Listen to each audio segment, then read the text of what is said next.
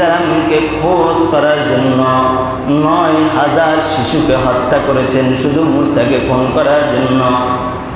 মূসা আলাইহিস সালামের যখন বয়স ৩ মাস হয় তখন হযরত মূসা আলাইহিস সালামকে তার আম্মা একদিন ফেরাউন তার বাহিনী নিয়ে আসতেছে মূসার বাড়ির মধ্যে। মূসার ছোট বোন বললেন, আম্মা, ফেরাউনকে দেখা যায় আমার ভাইকে মেরে ফেলবে।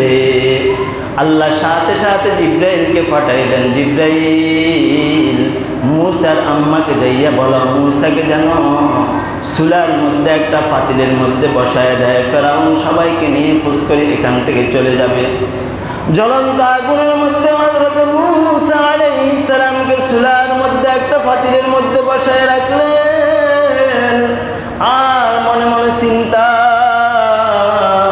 আমার শিশু বাচ্চার মূসার মনে হয় কোনো কিছু না।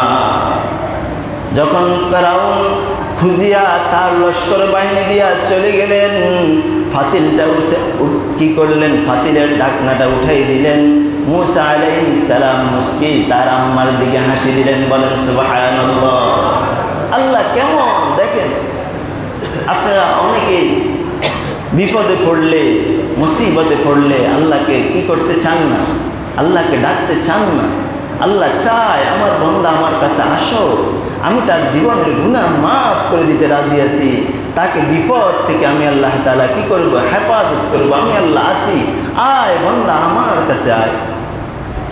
তাহলে হযরত মূসা আলাইহিস সালামকে আল্লাহ তাআলা যেই দিন নীল নদ থেকে আল্লাহ তাআলা রক্ষা করলেন, ওই দিনের নাম হলেন 10 মুহররম আশুরা। এই কথাটি আল্লাহ তাআলা সূরা ইউনূসের 92 নম্বর আয়াতে কারিমার মধ্যে আল্লাহ তাআলা বলেন, ফালইয়াউমা নুনাজ্জিকা বিবাদানিকা লিতাকুনা লিমান খালফাকা আয়া।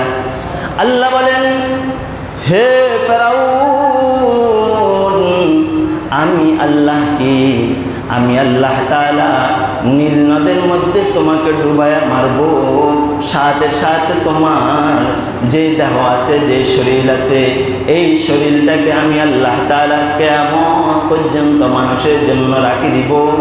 মানুষ দেখেও ফেরাউন কিরকম খারাপ ছিল, মানুষ যে জীবনে আর ফেরাউনের নাম যেন না রাখি। হিন্দু কন, খ্রিস্টান কন, মুসলমান কন, ফেরাউন নাম কেউ রাখে? যত হিন্দুর নাম আছে ফেরাউনের নাম কেউ রাখে না।